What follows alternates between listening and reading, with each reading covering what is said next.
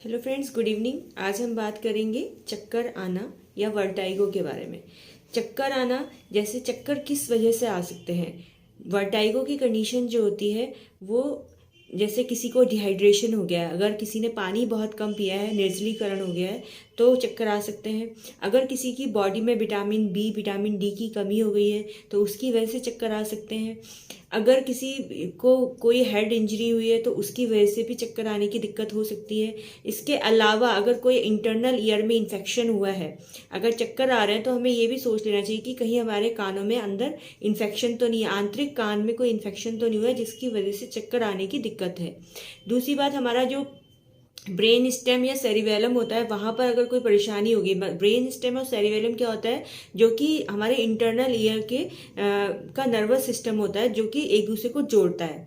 तो अगर वहां पर कोई प्रॉब्लम हो गई होती तो उसकी वजह से भी चक्कर आ सकते हैं। इसके अलावा आपका ब्लड प्रेशर हाई हो गया है या लो हो गया है तो वो भी एक कारण हो सकता है वर्टाइगो का, कि उसकी वजह से भी चक्कर आ सकते हैं। तो अगर आपको कोई चक्कर आने की दिक्कत हो रही है, वर्टाइगो फील हो रहा है, तो आपको सबसे पहले अपना बीपी चेक करा लेना चाहिए कि कहीं हाई कहीं या लो तो नहीं है। दूसरा, आपका अगर वो बिल्कुल ठीक है तो उसके बाद आप अपना ईयर इन्फेक्शंस का भी कानों का चेकअप करा ले कि कहीं इंटरनल ईयर में कोई दिक्कत तो नहीं हो रही, इन्फेक्शन तो नहीं जिसकी वजह से आपको चक्कर आ रहे हैं। इसके अलावा जो है डिहाइड्रेशन हो सकता है, या लंबे समय से आप कोई ऐसी दवाई खा रहे हैं हाई पावर की, जो कि उसके बैड इफेक्ट्स की वजह से भी आपको वर्टाइगो फीलिंग्स हो सकती हैं। इसके अलावा जो है, जो हमारा मतलब टिनीटस नाम की एक बीमारी होती है। टिनीटस कानों की ही बीमारी होती है। ऐसा लगता है कि कान में लगातार घंटी बज रही है, तो उसकी वजह से भी जो है आपको वर्टाइगो या फिर चक्कर आने की दिक्कत हो सकती है। तो आपको अपने कानों की चेकअप करा लेनी चाहिए। दूसरा, एनीमिया, अगर खून की कमी हो रही है तो उसकी वजह से भी आपको चक्कर आ सकते हैं। तो आप एनीमिक तो नहीं है, इसकी जांच भी आपको करा लेनी चाहिए। हीमोग्लोबिन चेक कराते हैं उसके लिए कि आपका कहीं हीमोग्लोबिन कम तो नहीं हो रहा है जिसकी वजह से आपको लगातार चक्कर आ रहे हैं। चक्कर आना या वर्टाइगो फीलिंग्स जो होती है, एक्यूट एंड क्रोनिक दोनों हो सकता है। कभी कभी क्या होता है कि एक टेम्परेरी रूप से कभी कभी हम खड़े हैं और एकदम से हमारा सिर घूमने लगता है, या फिर चीजें हमें घूमती हुई दिखाई देती हैं। तो उसका कारण ये भी हो सकता है कि कहीं आपने बहुत लंबे समय से खाना पीना आपसे सही से नहीं खाया। आपका न्यूट्रिशनल फैक्टर भी हो सकता है कि आपने खाना ठीक से नहीं खाया, पानी की कमी हो गई है, या आप दौड़ भाग ज्यादा करें, स्ट्रेस ज्यादा ले रहे हैं, तो उसकी वजह से भी हो जाता है। क्रोनिक कंडीशन भी होती है कि लंबे समय तक, अगर 1 महीने तक लगातार चक्कर आ रहे हैं तो इसे हम क्रोनिक कंडीशन, या तो लंबे समय तक रहता है।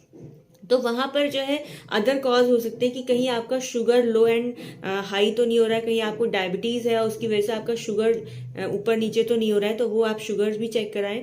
तो कहीं उसकी वजह से चक्कर तो नहीं आ रहा है, बीपी इश्यू तो नहीं हो रहा है, या एनीमिक कंडीशन तो नहीं हो गई है, या फिर आपको इंटरनल ईयर में कोई इन्फेक्शन तो नहीं हो गया। ये चीजें आप चेकअप कराएं जिससे कि आपको ये पता है कि लॉन्ग टर्म तक आपको चक्कर क्यों आ रहे हैं। ठीक है।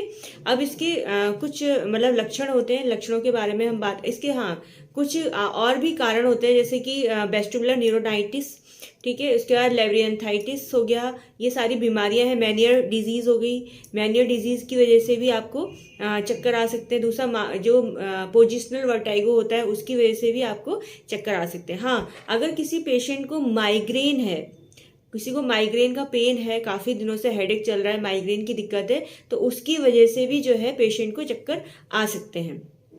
तो वहां पर जो है आपको ट्रीटमेंट लेना चाहिए। ठीक है। इसके अलावा जो है, अगर आपने बहुत समय से रेस्ट नहीं किया है, आप लगातार वर्कआउट कर रहे हैं, आपकी स्लीप डिस्टर्बेंस चल रहा है, तो उसकी वजह से भी आपको जो है चक्कर आने की दिक्कत या वर्टाइगो की दिक्कत हो सकती है। जो वर्टाइगो है वो किसी भी एज में हो सकता है। जैसे जो यंग पर्सन्स होते हैं उनको भी चक्कर आ सकते हैं, और उम्र के साथ साथ ये बढ़ती जाती हैं चीज़ें। एक्चुअली 4 to 6% जो होते हैं पेशेंट, जो कि वर्टाइगो फील होने पर पेशेंट जो है डॉक्टर से मिलते हैं। काफ़ी बार हम इन चीज़ों को अवॉइड कर देते हैं। दूसरी बात ये है कि जो एज फैक्टर होता है वो भी इसके लिए रिस्पॉन्सिबल होता है। जैसे जैसे उम्र बढ़ती है वैसे वैसे चक्कर आना या वर्टाइगो की दिक्कतें बढ़ जाती हैं। तो इसको हमें अवॉइड नहीं करना है, क्योंकि ये किसी बीमारी का लक्षण भी हो सकता है, तो हमें तुरंत दिखा लेना चाहिए। अब ये है कि वर्टाइगो कितने प्रकार का होता है। जैसे first of all objective vertigo, ये जो है किसी भी व्यक्ति को महसूस होता है कि उसके आसपास की वस्तुएं घूम रही हैं। फिर आता है सब्जेक्टिव वर्टाइगो। सब्जेक्टिव वर्टाइगो का मतलब होता है कि व्यक्ति को ये लगता है कि वो स्वयं जो है घूम रहा है, मतलब उसे लगता है कि वो गिर जाएगा, उसका सिर घूम रहा है। फिर आता है स्यूडो वर्टाइगो। स्यूडो वर्टाइगो में क्या होता है कि ऐसा लगता है पेशेंट को कि सिर के अंदर कंजेशन जैसा लगता है, उसको लगता है कि अंदर कुछ घूम रहा है, जिसकी वजह से उसको परेशानी होती है, अनइजीनेस फील होती है और उसको काम करने में दिक्कत होती है। अब हम बता सकते हैं कि वर्टाइगो के लक्षण क्या होते हैं। जैसे किसी को पेशेंट को वर्टाइगो की फीलिंग दिक्कत हो रही है तो उसको एक तो चक्कर आएगा, दूसरा वो एकदम से मतलब लड़खड़ा जाएगा या उसका जो बॉडी है वो असंतुलित हो जाएगी, ठीक है। गिरने का उसे एहसास होगा, सिर घूमेगा और उसके साथ साथ वॉमिटिंग या फिर जी मिचलाना, मतलब नोजिया फीलिंग की दिक्कत होगी, ठीक है। और इसके अलावा पसीना, कई बार पेशेंट को जब चक्कर आते हैं तो एकदम से पसीना पसीना हो जाता है, बहुत पसीना होता है। अगर पसीना होने में ये भी हो सकता है कि हो सकता है कहीं शुगर लेवल उसका बढ़ ना रहा हो और घट ना रहा हो, या फिर उसका बीपी हाई एंड लो तो नहीं हो रहा है। दूसरा, पसीना आने की दिक्कत हो जाती है। तीसरी है कम सुनाई देना। अगर इंटरनल ईयर में कोई इन्फेक्शन है, इंटरनल ईयर अफेक्टेड है, उसकी वजह से चक्कर आ रहे हैं तो फिर हियरिंग प्रॉब्लम भी हो सकती है, पेशेंट को कम सुनाई देगा। कान में आवाजें आएंगी, घंटी जैसे हो रहा है टिन टिन टिन टिन की आवाज, तो टिनिटस नाम की एक बीमारी होती है कान की, तो वो भी एक कारण बन सकता है। कहीं आपको चक्कर तो नहीं आ रहे, टिनिटस की दिक्कत तो नहीं हो रही है। दूसरा, चक्कर आने के समय पे सिर दर्द होना, एकदम से सर दर्द हो जाना, तो ये दिक्कतें भी वही है कि आपका कहीं बीपी नहीं हो रहा है, कहीं कम ज़्यादा तो नहीं हो रहा है, या फिर कोई और परेशानी तो नहीं हो रही जिसकी वजह से आपको वर्टाइगो या फिर चक्कर आने की दिक्कत हो रही है, ठीक है। वर्टाइगो क्या होता है कि वर्टाइगो एक बिनाइन पैरोक्सिमल पोजिशनल वर्टाइगो ये कंडीशन होती है, ठीक है। इसमें क्या होता है कि जो ईयर के अंदर का जो हिस्सा होता है वहां पर दिक्कत हो जाने की वजह से चक्कर या फिर वर्टाइगो की दिक्कत होती है। इसमें क्या होता है कि इसमें बिनाइन का मतलब होता है कि ये गंभीर नहीं है, मतलब बिनाइन का मतलब होता है प्राण घातक नहीं है, आज इससे आपकी जान नहीं जाएगी, मगर हाँ ये आपको परेशान करेगा, आपकी लाइफ स्टाइल को, आपकी दिनचर्या को ये अफेक्टेड करेगा, डिस्टर्ब करेगा, ठीक है। पैरोक्सिमल का मतलब है लक्षणों को एक एक जैसे एक एक करके लक्षण आते रहते हैं उसमें, ठीक है। पोजिशनल मतलब कि धीरे धीरे करके वो लक्षण जो है बाहर की तरफ आने लग जाते हैं, और इसके कारण क्या होता है कि जो कंडीशन होती है पेशेंट की वो दिक्कत होने लग जाती है, उसको मतलब खराब होने लग जाती है। वर्टाइगो मतलब वही चक्कर आना या घूमने का वो ना, तो इसका बिनाइन प्रॉक्सिमल पोजिशनल वर्टाइगो इसका मतलब ये है, ठीक है। तो इसमें चक्कर आते हैं तो इसमें क्या होता है, वर्टाइगो नेस्टिग्मोग्राफी एक परीक्षण होता है वो करा जाता है। तो इससे यह पता चल जाता है कि कान के अंदर कोई ऐसी दिक्कत तो नहीं है, या कान में कुछ ऐसा फंस तो नहीं है जिसकी वजह से चक्कर आने की परेशानी हो रही है। इसके अलावा मिनियर्स डिजीज होती है। मिनियर्स डिजीज भी यही होता है कि कान के इंटरनल जो ईयर होता है उसमें कोई दिक्कत है या फिर उसमें कोई इन्फेक्शन हो जाता है, जिसकी वजह से हियरिंग प्रॉब्लम हो जाती है, सुनाई नहीं देता है, सुनाई कम देने लग जाता है। तो इसकी वजह से क्या होता है, इसमें पेशेंट को चक्कर आने लग जाते हैं। तो ये मिनियर्स डिजीज भी इसका एक कारण हो सकता है, ठीक है। इसके अलावा वेस्टिबुलर न्यूराइटिस भी इसका कारण बन सकता है। वेस्टिबुलर न्यूराइटिस की वजह से भी चक्कर आते हैं। इसमें ये क्या होता है कि ये भी एक इन्फेक्शन है जो कि ईयर की जो वायरल इन्फेक्शन होता है जो कि नसों को प्रभावित करता है।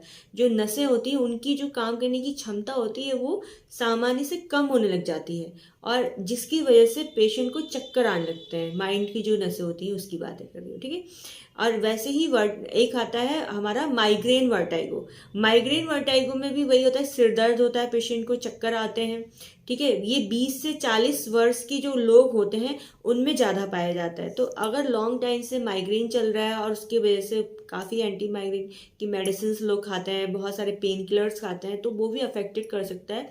तो इसके लिए आपको क्या करना है, एक तो आपको स्लीप लेनी है प्रॉपर, दूसरा आपका खाना पीना न्यूट्रिशन होता है वो अच्छा होना चाहिए। क्योंकि अगर आप लगातार इसके लिए पेन किलर्स खा खा के अपना सर दर्द ठीक करने की कोशिश करेंगे तो वहां पर जो है आपको चक्कर आने की दिक्कतें बढ़ते चले जाएंगी, ठीक है। फिर आता है हमारा ऑटोलिथिक विकार, मतलब ऑटोलिथिक दिक्कत होती है जो उसकी वजह से भी हेडेक हो जाता है, मतलब चक्कर आते हैं। तो इसमें क्या होता है, पेशेंट को खड़े होने में बहुत परेशानी होती है, मतलब पेशेंट खड़ा ही नहीं हो पाएगा, इतने चक्कर आते हैं कि वो जब खड़ा होगा तो उसे लगेगा कि मैं गिर जाऊंगा, सब्जेक्टिव विजुअल वर्टिकल टेस्ट इसमें किया जाता है, जिससे पेशेंट को इसका टेस्ट करते हैं तो पता चलता है कि आखिर परेशानी क्या होती है। क्योंकि इसमें पेशेंट को क्या होता है कि धक्का लगने की, ऐसा होता है उसको कोई धक्का दे रहा है और कभी भी वो सीधा नहीं खड़ा हो पाएगा। सीधा खड़े होने में उसको बहुत परेशानी होगी, मतलब लगातार हिलता रहेगा या फिर बैठ जाएगा, या उसको लगेगा कि बस मैं गिरने ही वाला हूँ, मैं खड़ा नहीं हो सकता हूँ। तो ये नर्वस सिस्टम में जो दिक्कत आ जाती है उसकी वजह से होता है। नर्वस सिस्टम में दिक्कत आने की वजह से जो ऑर्थोलिटिक, हम इसे सिंड्रोम भी कह सकते हैं, कि उसकी वजह से जो है इसको चक्कर आने की पेशेंट को दिक्कत होती है। ठीक है, तो इस तरीके से बहुत सारी दिक्कतें जिसकी वजह से जो है चक्कर आते हैं, तो हमें तुरंत डॉक्टर से मिल लेना चाहिए।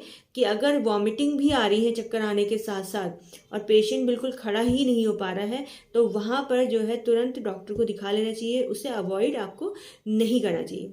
ठीक है, वेस्टिबुलर पैरोक्सिमिया की दिक्कत होने की वजह से भी चक्कर आते हैं। इसमें क्या होता है कि थोड़ी देर में इतनी तेज चक्कर आता है पेशेंट को कि वो एकदम से गिर जाएगा। और इसमें क्या होता है कि जो माइंड की नसें होती है उसमें प्रेशर पड़ने की वजह से ये दिक्कत होती है। तो 95% जो होते हैं लोग, उनको एमआरआई इसमें किया जा सकता है।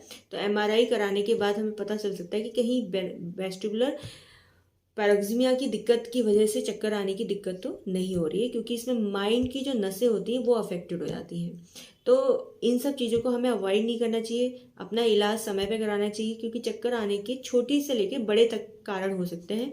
तो आप अपना ख्याल रखें। नेक्स्ट वीडियो में मैं बताऊंगी होम्योपैथिक ट्रीटमेंट इसके बारे में, होम्योपैथी में इसका इलाज किस तरीके से और कौन दवाइयों से किया जाता है, इसके बारे में हम डिस्कशन करेंगे। Thank you so much, bye bye, take care.